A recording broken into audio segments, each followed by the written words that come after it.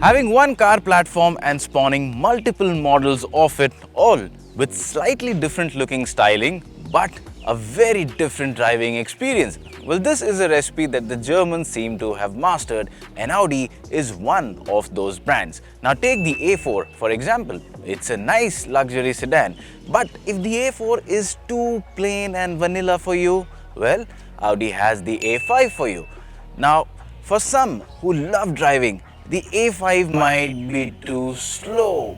It just might not give them the kicks or just might not give them the fun of driving. In that case, you have the fully blown RS5. But then again, if you have the RS5 and you're driving it in this urban environment, it's way too fast for these places. It's not possible to justify the power or have fun with an RS5 in a city. And that is where a car such as the S5 steps in. Ladies and gentlemen, the Audi S5 is a car that promises to offer the best of both worlds, performance as well as practicality. But like we've seen over the years, things or cars or be it any other product that offers the best of both or many worlds usually turn out to be a bad compromise. So is that the case with this S5 or not? Well, that is something we will find out over the next few minutes.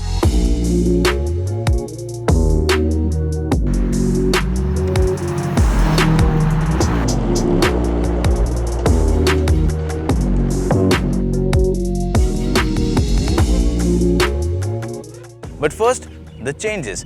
If you look at the new S5, well, this is not an all-new model, it's a facelift over the older one. So that's why you'll see some changes in terms of the grille, the headlamp, in terms of the bumper design, also the alloy wheels and the tail lamps.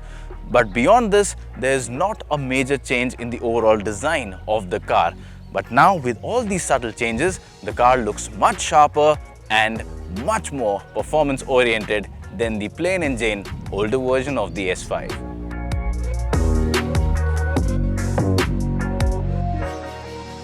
Step inside the cabin of the S5 and you are greeted to a familiar design, because the design in the S5 is pretty much like the A4 but a little classier and a little sportier.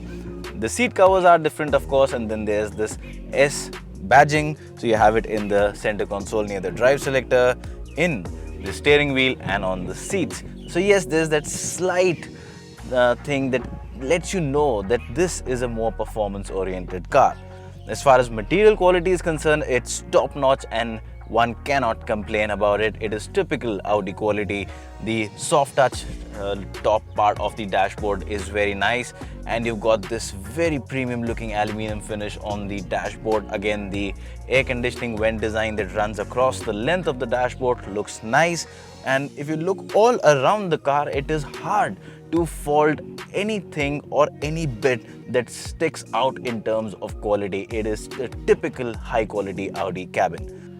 Taking care of infotainment duties is the trusted MMI system from Audi, but the bigger change here is that instead of the rotary knob that we're used to seeing on Audi cars, this time instead you have a touch interface, and the rotary knob has been done away with for a cup holder. But keeping that aside, if you talk about the screen itself has a very good performance. It's got good resolution, good display quality. The touch response is very nice. The only thing that could have been better is the design integration of the screen with the dashboard. So right now, it doesn't look as if it's part of the design, but looks more like an afterthought. But keeping that aside, like I said, the screen is very nice. And yes, of course, the interface also over the years, Audi has tried making MMI simpler and they seem to be getting better at it.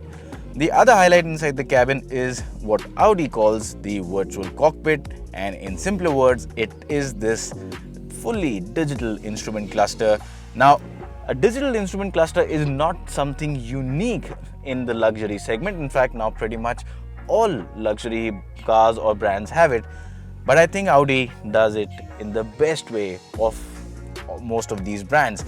This gives you loads of information, but at the same time, it's not confusing to look at. It's not cluttered. It still has the classy look, but at the same time, it gives you lots of info. And keeping that aside, there are a decent set of features as well. You get a sunroof, but not a panoramic sunroof. And beyond that, you have the USB point. You also have a 12-volt charging socket. In terms of practicality also, there is enough space in the door pockets and all around. Now, of course, one of the talking points about the S5's design is its coupe roofline. Now, while that roofline looks so good on the outside, on the inside, there are some compromises you need to make. Now, that is in the form of headroom. Now, I'm 5 feet 8 inches for reference, and well, the headroom is just about okay for me. So maybe if you are just about, say, another 1 inch taller, you should still be fine. But any taller than that and you might find your head brushing against the roof. But that is pretty much the only compromise you'll be making when in the seat, because apart from that, the S5, despite being a performance-oriented car, offers a very good experience. The seat itself is quite nice. It's got good cushioning. The under-thigh support is nice. The shoulder support is nice. The only thing is, I think probably the backrest angle is a bit too upright for me. Maybe for you, it could be just about right.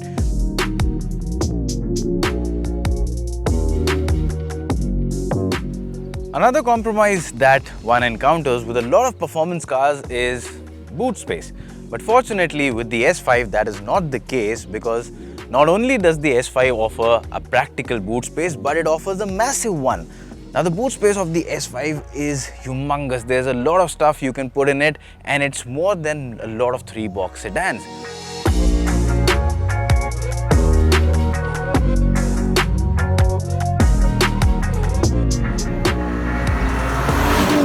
And now on to the most important part of this video, and that's the driving, because that's precisely the single largest reason why you would buy an Audi S5. Now let's get the facts out of the way first. This car is powered by a 3-liter TFSI, that's a turbocharged petrol engine, and it develops 354 horsepower and a whopping 500 Newton meters of torque. The power is sent to all 4 wheels because the car comes with Audi's famed Quattro all-wheel drive system, and it's sent to all 4 wheels through an 8-speed Tiptronic transmission. Power is split primarily in the ratio of 60:40, 60 being at the rear. Now, how does it all combine and feel on the road? Well, to start with, once you thumb the starter button, the engine comes to life with a loud growl and then settles down into a very melodious sound. Move along, get off the line, and the sound is pretty much normal, but there is that special effect in the sound that lets you know that, okay, this is something special and not just any normal Audi. But the fun begins once you start to turn the wick on. So once you cross about 3000 RPM, well, that's when the turbos are fully spooled up, the engine is in a completely gung-ho mode, and that's when you get a big dollop of acceleration accompanied by the sweet sound from the motor and the exhaust. Performance in terms of acceleration off the line, response is very good. The throttle response is crisp, and the car shoots off into the horizon without any hesitation. And yes, the rewarding thing is that there are the pops and crackles from the exhaust a lot of times when you back off the throttle or when you are upshifting. So again, yes, in terms of an oral experience, the sound is pure. There's no artificial reconstructed sound in play here. It's pure sound that's filtering through, and this motor sounds good. The exhaust has been tuned to sound good. All this with good performance, good acceleration. The gearbox is good. It shifts at a rapid pace when you want it to. If you want to take better control, you can use the paddle shifters. But considering that all of this is about performance doesn't mean that the S5 is just about going fast. Well, like I said earlier, during the cabin experience that this is a very practical car. You can live with it every day, and that's what you can expect in terms of driving experience as well. Switch it into comfort mode and it turns into a very refined car.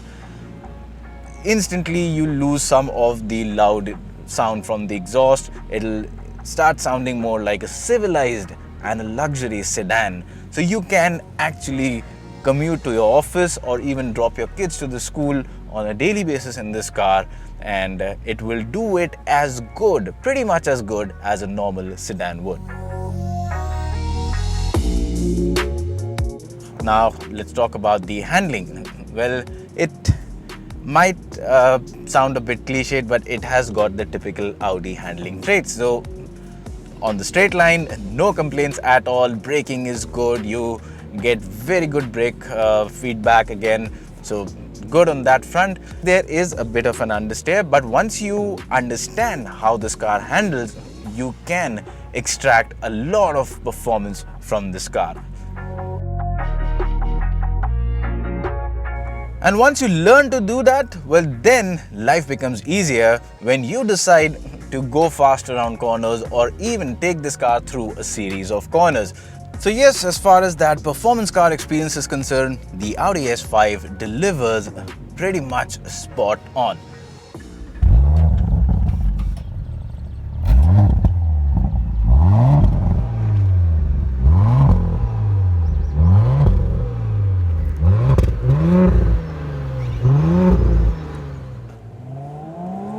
And this,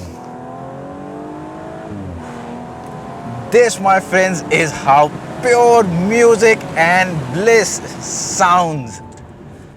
This is a sound that is so much more better than what any track can deliver on the already brilliant Bang & Olufsen audio system in this car. But this engine track is the track I would want to listen to for the entire day. This thing is addictive, and that's why this is all the reason you should think of getting the Audi S5. It's a car that's going to keep you happy, and it has the power that you can use and you can enjoy. So should you buy the Audi S5 or not? Well, if you plan to buy one, it will make your bank balance lesser by about just 80 lakh rupees ex-showroom. And for that price, well, right now a lot of you might be thinking about the BMW M340i, which costs a little over 16 lakh rupees cheaper than this car. Now the difference is that while that is a locally assembled car, this is being brought into India through the CBU route. It's being imported, so that's why it's a bit more expensive. But where this car scores really high is the fact that it looks so special. It does not look like just an extended form of a sedan version. You cannot mistake the S5 for being a modified or a souped up A4.